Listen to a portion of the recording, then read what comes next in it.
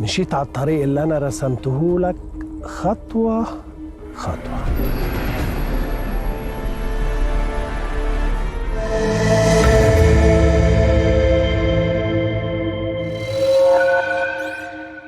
Di episode sebelumnya, Sabar dibuat kebingungan dengan sosok Haji Said yang mengaku sebagai penduduk desa Aswan. Ia tak menyangka kepergiannya ke desa terpencil itu membuka gerbang penderitaan yang teramat besar. Simbol di tangan Sabar menyingkap segel iblis dan membebaskan sosok jin Sahar. Peristiwa itu diiringi dengan badai pasir yang menerpa seluruh kota Mesir. Sabar buru-buru pulang untuk memastikan keselamatan keluarga tercinta. Ia tak menyangka jin Sahar itu terus mengikuti bahkan saat Sabar berada di dalam pesawat. Jin itu membuat sayap kiri pesawat terbakar hingga terpaksa melakukan pendaratan darurat. Akankah Sabar selamat dari kecelakaan pesawat itu? Berikut ceritanya. Adegan kembali ke beberapa bulan lalu saat Dr. Sami berjumpa dengan Sober. Kala itu Sami baru pindah ke El Fayum belum genap 1 bulan. Ia mengaku sangat beruntung karena bisa mengenal Sabar dan menjalin kekerabatan sangat dekat. Sebelum mengenal Sober, Sami merasa berbangga diri dengan prestasi akademiknya yang luar biasa. Namun kepintaran Sabar membuat Sami minder meski pria itu tidak mengenyam pendidikan di bangku kuliah. Sami mengaku kesulitan mempelajari mukjizat dari Al-Quran hingga akhirnya menemukan Sober. Ia sangat mengagumi kehebatan Sober yang mendapat kemampuan istimewa dari Tuhan. Menurut Sami, Syekh Sober Al-Mada merupakan manusia terpilih yang diberi banyak kelebihan oleh Allah. Sami sampai berandai-andai jika saja dirinya adalah Sober. Dan film pun dimulai. Pasca kecelakaan pesawat itu, Sober tersadar sudah berada di dasar sungai. Ia melihat beberapa koper yang ikut tenggelam bersamanya. Sober langsung berenang menuju ke permukaan untuk mencari bantuan. Tak disangka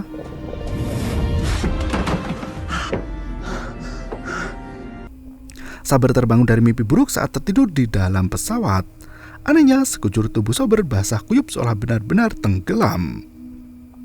Penumpang lain yang kebingungan langsung merekam kejadian itu. Sober yang kebasahan mulai merasa kedinginan. Ia kembali duduk sambil menghangatkan badannya sendiri. Perjalanan pesawat itu dilakukan di malam hari di tengah cuaca yang cukup terang. Di waktu yang sama, Dr. Sami mengikuti pengajian di Masjid El Fayum.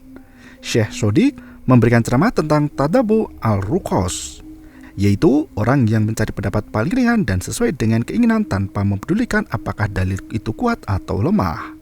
Sami bertanya, apakah keinginan orang-orang itu salah? Syekh Sodik menegaskan bahwa nafsu manusia selalu meminta keburukan. Sami kembali memantah dan memberi contoh tentang bulan Ramadan.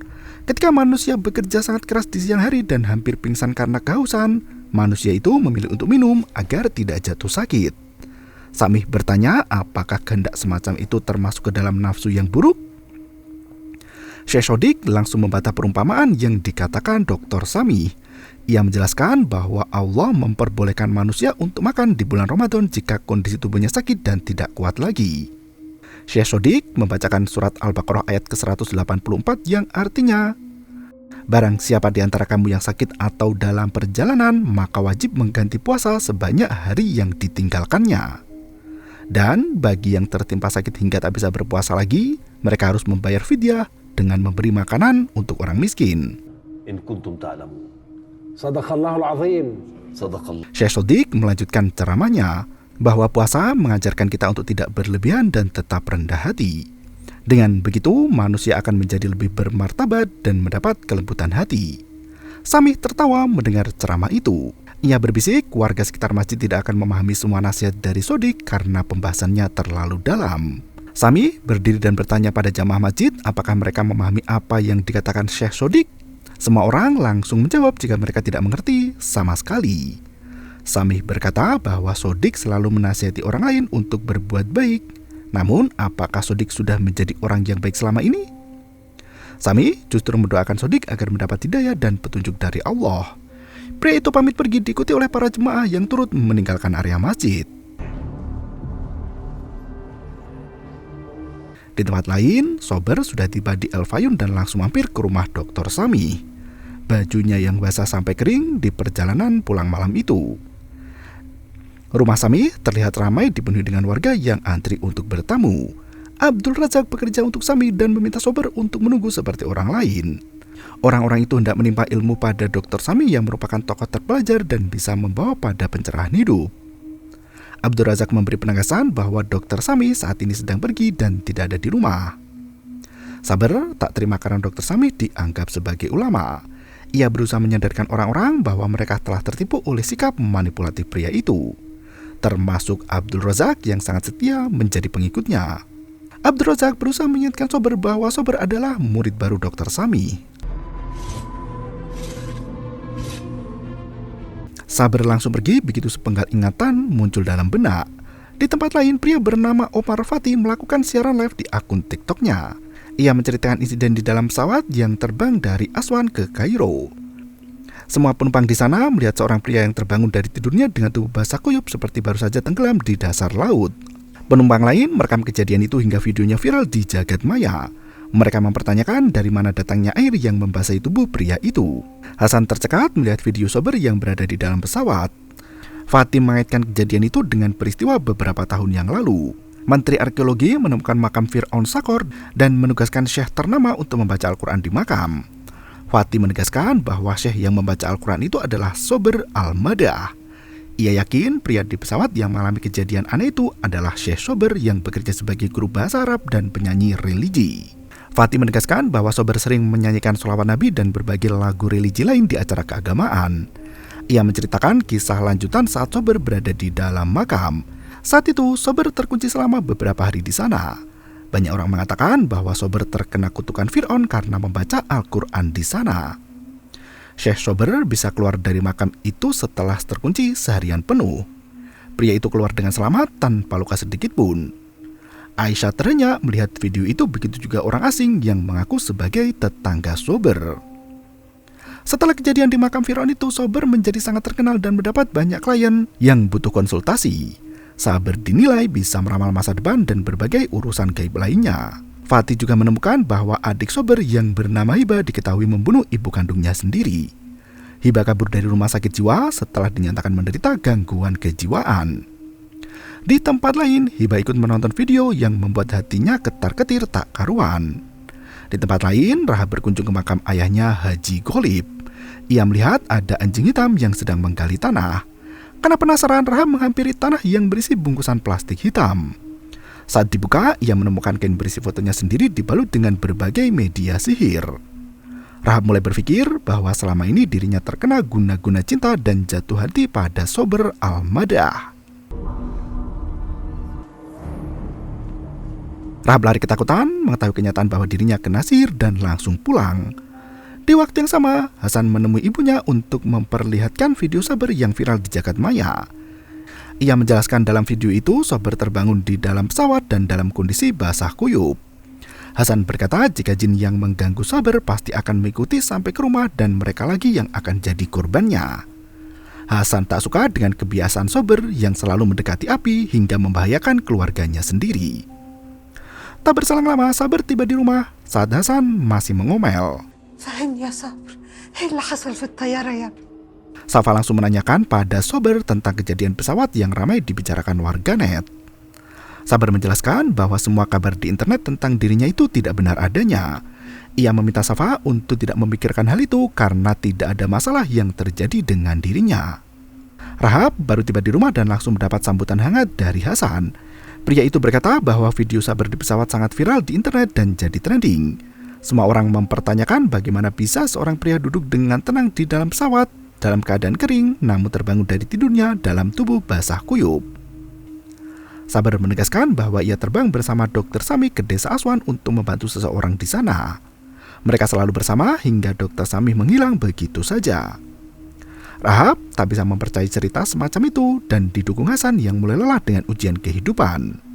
Sabar meminta Rahab dan Hasan untuk tetap percaya padanya dan jangan percaya perkataan Dr. Sami. Ia menegaskan bahwa Sami merupakan orang yang jahat dan berbahaya. Namun Sami sangat pintar mengemas diri untuk terlihat sebagai orang yang baik. Hasan semakin heran dengan Sabar karena Dr. Sami selama ini dikenal sebagai orang terhormat yang karismatik. Sabar mencoba menjelaskan bahwa Dr. Sami sangat manipulatif dan pintar berbohong untuk menyembunyikan sifat aslinya. Hasan langsung menuduh adiknya itu iri dengan pamor Dr. Sami yang lebih baik dari Sober. Bahkan Safa ikut bicara jika Dr. Sami selalu berbuat baik pada keluarga mereka. Ia tak mengerti kejahatan apa yang dilakukan Dr. Sami. Saber sampai emosi karena keluarganya tak ada yang percaya dan cenderung menyudutkan Saber.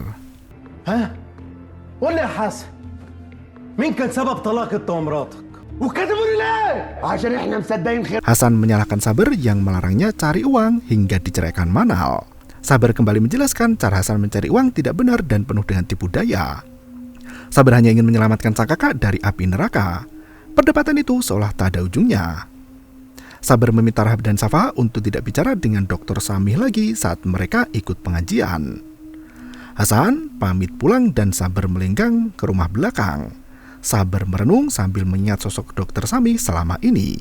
Ia tak menyangka orang sebaik itu bisa menyembunyikan sifat aslinya yang jahat. Pengalaman Saber di desa Aswan masih terngiang di kepala dan terasa amat nyata. Sore harinya, seorang pria buta bernama Derman berjalan di pesisir pantai sambil memperingatkan datangnya Dajjal.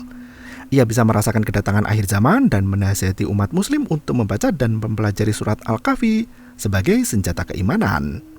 Orang-orang yang mendengar hal itu justru tertawa dan membiarkan Pak Dirham berjalan sendirian. Hari berikutnya Hasan melakukan akad jual beli tanah untuk mencari makam kuno Fir'aun. Ia hendak membeli tanah milik Pak Haji yang sudah membawa koper berisi uang tunai.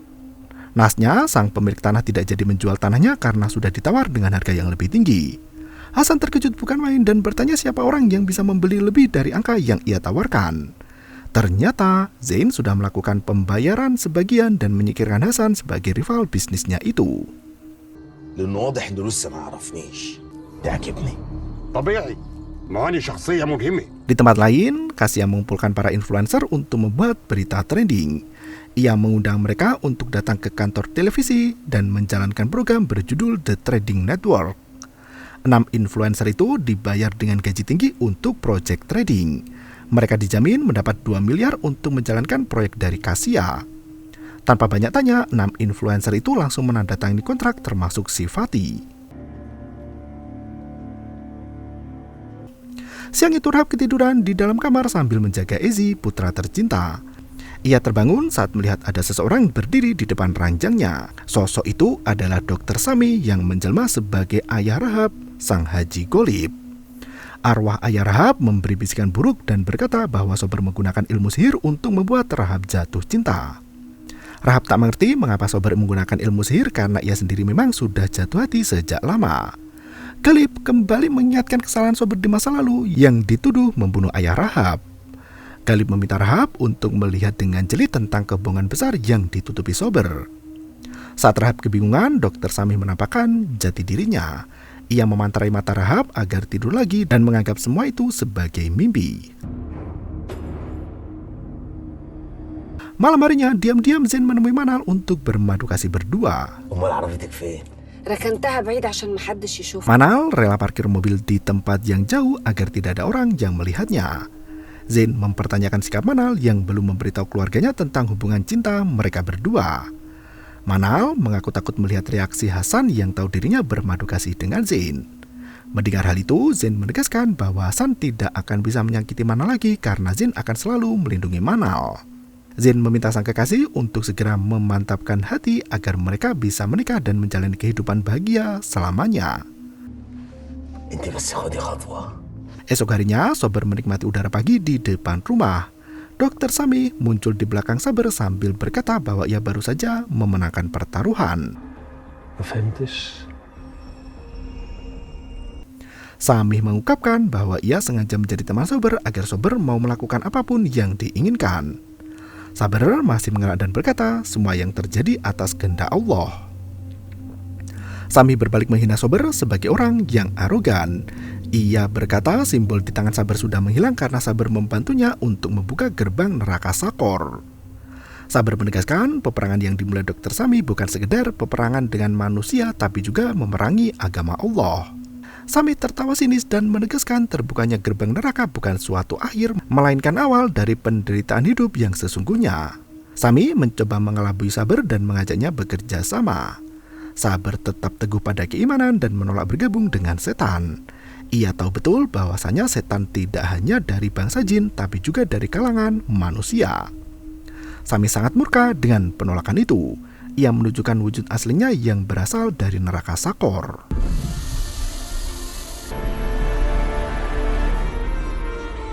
Dengan tangan iblis itu, Sami mengepas tubuh Sabar dan ditenggelamkan ke dasar air.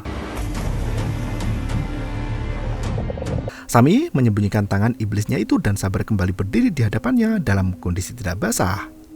Sami mengingatkan Sabar tentang El Amir yang sempat menyebutkan nama Raja Jin yaitu Kozah. Sabar baru menyadari bahwa Sami masih termasuk kerabat jin Hindi dan Malika. Ia membaca doa agar Allah melaknat iblis jahanam dan mengembalikan mereka ke neraka. Sami mulai membaca mantra dan tubuh Sabar dipermainkan seperti boneka hingga melayang di udara. Sami menghilang begitu saja melihat ada orang menghampiri Sabar. Pria itu mengenakan sorban dan jubah kecoklatan. Ia langsung menolong Sabar dan memperkenalkan diri sebagai pembawa pesan. Ia menegaskan bahwa jin muslim ada di sisi Sabar untuk membantu melawan iblis Sami. Ia mengingatkan bahwasanya Sabar memiliki warisan dari ayahnya, Syekh Salam, yang bisa digunakan untuk memenangkan pertarungan. Warisan itu bisa menjadi senjata sekaligus bala tentara untuk melawan musuh. Pria itu meminta Sabar untuk mencari pria buta bernama Dirham. Pria buta itu akan memberitahu Sabar tentang sebuah rahasia dan bagaimana pertarungan itu bermula. Dirham adalah seorang seniman perunggu yang tinggal di pesisir pantai. Banyak orang takut pada Dirham hingga pria itu menyendiri di gubuk kecil yang jauh dari keramaian. Dirham pernah mencoba bermain sihir di masa lalu dan diasingkan oleh banyak orang. Untuk menuju ke rumah Dirham, Sabar harus melewati pemakaman dan menaiki bukit. Sesampainya di puncak bukit, Sabar bisa melihat pondok kecil yang berada tepat di bibir pantai. Sabar langsung menghampiri rumah itu dan menemukan Dirham yang tinggal sendirian di sana. Dirham langsung menyambut kedatangan Sabar. Ahlan ya Sabar, tfaddal. Pria buta itu sudah menunggu kedatangan Sabar, bahkan ia tahu nama Sabar Al-Madah. Dirham sangat mengenal ayah Sabar yang bernama Syekh Salam. Dirham sangat bahagia dan berdiri untuk menyambut kedatangan Sabar. Meski matanya buta, hati Dirham masih bisa melihat lebih jelas dari mata normal manusia. Dirham masih ingat saat Sabar kecil dulu ketika Syekh Salam masih mempraktikkan ilmu kebatinan. Syekh Salam menggunakan kekuatan indigo Sabar yang masih kecil untuk membantunya mencari harta karun. Hal itu membuat Sabar terluka sementara Pak Dirham tidak punya kekuatan untuk menolong. Pak Dirham mengakui kekalahan di masa lalu yang terpikat oleh tipu daya iblis. Ia mendapat hukuman dari Allah di mana kedua mata Pak Dirham dijadikan buta dan putranya menjauh darinya. Dirham memberi nasihat bahwa Sabar akan menemui berbagai hal baik setelah mendapat warisan pusaka dari Syekh Salam. Sabar masih tak mengerti warisan apa yang dimaksud Pak Dirham. Pria buta itu langsung berkata bahwa Sabar sudah membuka gerbang neraka Sakor yang membuat iblis Sahar keluar dari segelnya. Pak Dirham menegaskan Sabar pergi ke makam Alexandria yang merupakan situs bersejarah katakombe Kom El Sokava. Pak Dirham memohon agar Sabar melindungi putranya yang kini entah berada di mana. Jin Sahar tiba-tiba muncul di hadapan mereka berdua. Iblis itu menyingkirkan Sabar hanya dengan mengibas satu tangan. Sabar berpindah tempat ke dalam rumah Pak Dirham. Ia tak bisa keluar dari rumah karena semua pintu dan jendela terkunci rapat. Dirham bersumpah bahwa ia sudah bertobat dari segala dosa di masa lalu. Pertarungan melawan Sahar akan segera dimulai karena Pak Dirham sudah membuka jalan untuk Sabar. Ia memerintahkan Sahar untuk berlutut seperti dulu lagi. Sahar justru mencekik Dirham tanpa menyentuh tubuh pria itu sama sekali. Pak Dirham mengerang kesakitan dengan disaksikan warga sekitar pantai yang sedang berwisata. Di mata mereka, Sahar adalah Sabar yang menyakiti Pak Dirham tanpa menyentuhnya. Sahar menunjukkan wujud aslinya dengan mata merah menyala seperti neraka. Ia bertanya apakah Dirham masih menggunakan jimat kejahatan untuk menyingkirkan dirinya. Sabar panik mendengar teriakan Dirham dan berusaha mencari cara untuk keluar dari rumah itu. Warga yang melihat Pak Dirham langsung merekam dari kejauhan karena mereka takut terkena kutukan. Tak berselang lama tubuh Pak Dirham terjatuh lemas dan Sabar keluar dari rumah itu. Sahar langsung menfitnah Sabar sebagai orang yang telah membunuh Pak Dirham. Orang-orang di sekitar pantai mulai berlari mengejar Sabar untuk menangkap dan mengadilinya. Sahar tertawa cekikikan karena fitnahannya itu berhasil mengelabui anak cucu Adam. Saber panik bukan kepalang. Ia terpaksa meninggalkan Pak Dirham dan menyelamatkan diri dari kejaran warga. Mampukah Saber membuktikan bahwa ia tidak bersalah? Nantikan di episode berikutnya.